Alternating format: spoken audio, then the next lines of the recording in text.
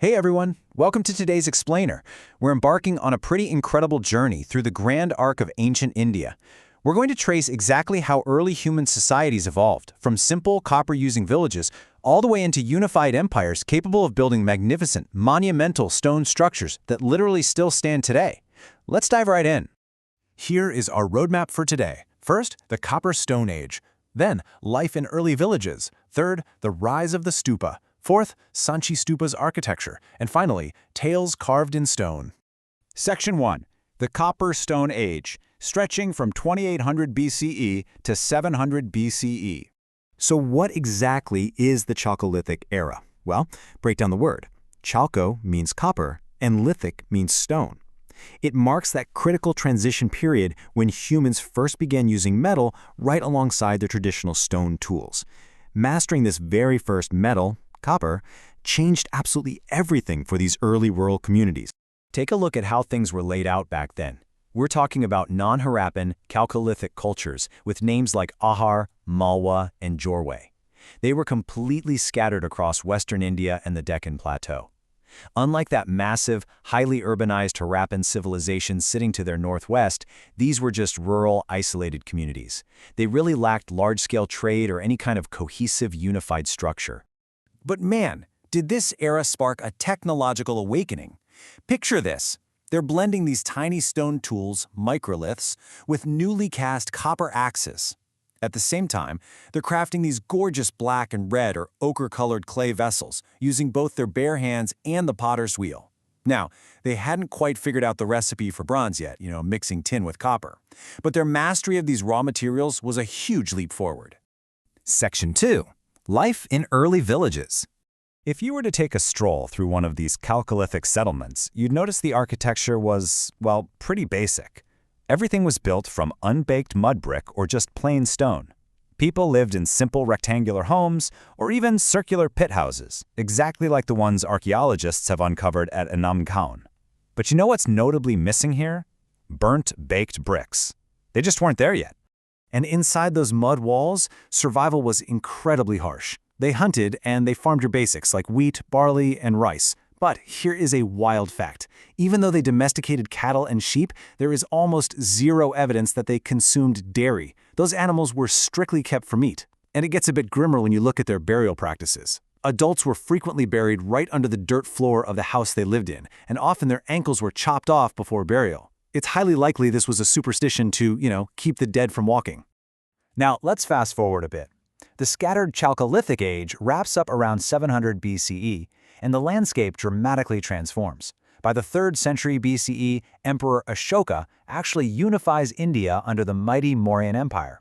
This political shift sparks a total architectural revolution. It ripples right through the Shunga dynasty, eventually culminating in the incredibly ornate gateways built during the Satavahana era in the 1st century BCE. When you put these two eras side by side, the contrast is absolutely staggering.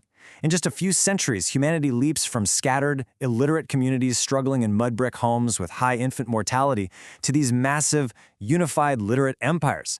These new rulers are communicating through written edicts and actually possess the vast resources, labor, and vision required to build permanent, monumental stone structures. Talk about a colossal leap in human organization. Section 3. The Rise of the Stupa. So let's talk about the stupa. Originally, in pre-Buddhist Indian traditions, a stupa was really just a simple burial or cremation mound, a place where the living paid their respects to the dead. But early Buddhism totally transformed this concept. It took this basic mound of dirt and elevated it into a profound spiritual symbol. It became a reliquary, acting as a depository meant to hold the Buddha's protective powers and his living energy. And to understand the sheer scale of this religious movement, you just need to hear one staggering number: 84,000. According to scripture, Emperor Ashoka the Great opened up the original 8 stupas that held the Buddha's cremated remains. He then redistributed those relics to build 84,000 new stupas across his rapidly expanding empire. And one of the absolute most famous of these is the one built at Sanchi. Section 4. Sanchi Stupa's architecture. The evolution of the Great Stupas is practically a masterclass in architectural expansion. It was initiated in the 3rd century BCE by Emperor Ashoka and supervised by Queen Devi, starting out as a relatively modest brick structure. But fast forward to the Shunga period, and it gets a major upgrade. The dome was flattened out a bit, literally doubled in size, and then entirely encased in these protective, enduring stone slabs. The mud brick era was officially a thing of the past. Its final design is just majestic. You've got this high, rounded drum serving as the base, which protects a totally inaccessible central relic chamber.